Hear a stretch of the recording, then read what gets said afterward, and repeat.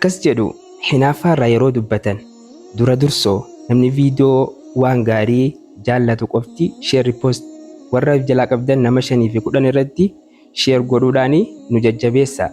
Hinaaffaarraa yeroo dubbatan rasuul alayhi salaatu wassalaam akkas jedhu alxasadu ya'kulu alxasanaat kamaa ta'kulu annaaru alxaxaba. Hinaaffaan akkuma ibiddi qoraan nyaattee fixxutti hojii namaa gaarii nama jalaa nyaattii jedhu. Kana jechuun immoo hinaaffaan hamilee namaadhaa xureessa jechuudha. Akkasumallee galataa fi eebba namni hinaafu san hojii gaarii irratti argatu hunda isa jalaa balleessaa jechuudha. Akkas jedhu lillaahi darrun alxasada maa adla bada'a bisaaxibihi faqatala. Wayii hinaaffaan kun numa ajaa'iba, maaltu akkasitti hojii isaadhaa isa beeksise saahiba hinaafu sanaan jammareeti faqatala isumayyuu ajjeesee dursa. Kana jechuun immoo namni hinaafu osoo nama itti hinaafu sana osoo hin miidhiniin duratti dura mataa isaadhaa yaaddoodhaa fi dhiphinaa fi dhukkuba sammuutiin if miidhaa jechuudha akeeka.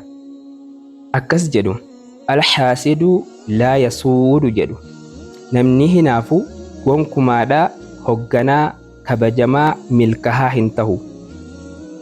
Kana jechuun namni yeroo hunda milkaa'ina warra kaanii ilaalee hinaafu hundisaatu dhiphatu hundisaatu ofii isaadhaa guddisuu irratti hin xiyyeeffatu jechuudha.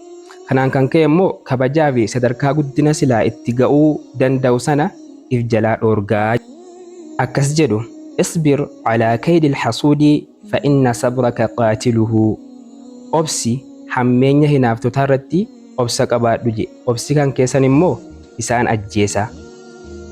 Kana jechuun warra sitti hinaafu tokko deebisuudhaaf yookaan immoo isaanii wajjin loluu irra milkaa'ina kan kee itti fuftee qixa sirriidhaan milkeessitee isaan agarsiisuudhaan isaan ajjeesuu qabdaa jechuudha.